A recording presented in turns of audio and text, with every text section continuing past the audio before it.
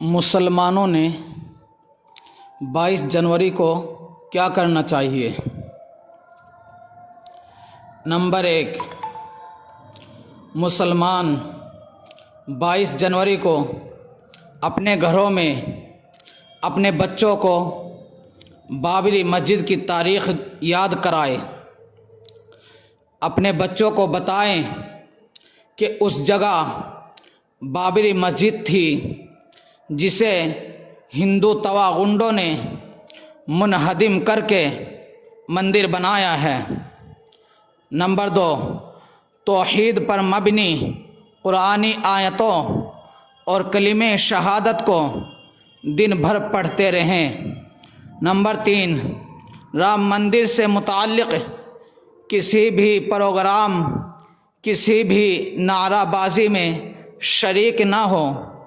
اپنے بچوں کے اسکولوں پر نظر رکھے کہ کہیں انہیں اسکولوں میں رام مندر کے نام پر ہندوانہ عقائد اور ہندو رسومات کی عادت تو نہیں ڈلوائی جا رہی ہے۔ اگر ایسا ہو تو بچوں کو گھروں پر سمجھائے کہ اسلام کا نظریہ ایمان اور توحید ہے، جو کسی بھی طرح سے دوسرے مذاہب کی عبادت، نعروں اور رسومات میں شرکت سے منع کرتا ہے۔ اگر ہم رام مندر سے متعلقہ کسی بھی پروگرام میں شرکت کریں گے یا 22 جنوری کو دیپ جلائیں گے، دیوا جلائیں گے، تو اللہ ہم سے ناراض ہوگا اور ہم اسلام سے، مذہب اسلام سے بھی خارج ہو سکتے ہیں۔ مسلمان اپنی جان تو دے سکتا ہے لیکن ایمانی عقائد سے دستبردار ہو ہی نہیں سکتا۔ شری رام ہو یا کوئی بھی شخصیت جن کی عبادت ہمارے ملک کے ہندو کرتے ہیں، ہم ان کی بے توقیری نہیں کرتے، ہم ان کے مذہب کا بھی احترام کرتے ہیں، یعنی ان کی توہین نہیں کرتے، لیکن ہم ان کی مذہبی رسومات میں، جیسے رام مندر کے نام پر ہونے والی تقریبات میں، کسی بھی طرح سے شرکت نہیں کر سکتے ہیں۔ کوئی بھی مسلمان ایسا نہیں کر سکتا ہے۔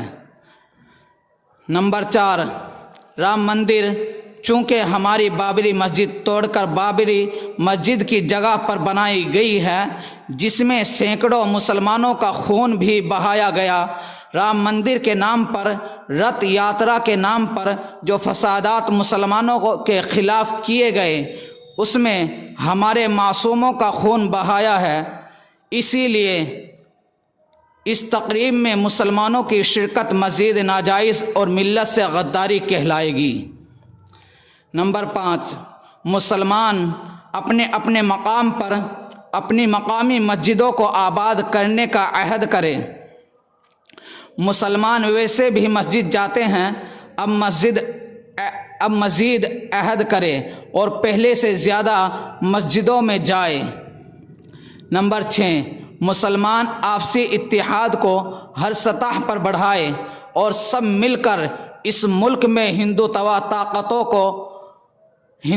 طاقتوں کے ظلم و ستم کو بند کروانے کے لیے متحدہ محاذ بنائے۔ اس ملک میں قانون و انصاف کی بالادستی کو قائم کرنے کے لیے اور ہندو توا کے ظالمانہ پنجوں سے مسلمانوں کو بچانا ہے تو چند کام ضروری ہے۔ نمبر 1، ایمان سے سمجھوتا کبھی نہیں کرنا ہے۔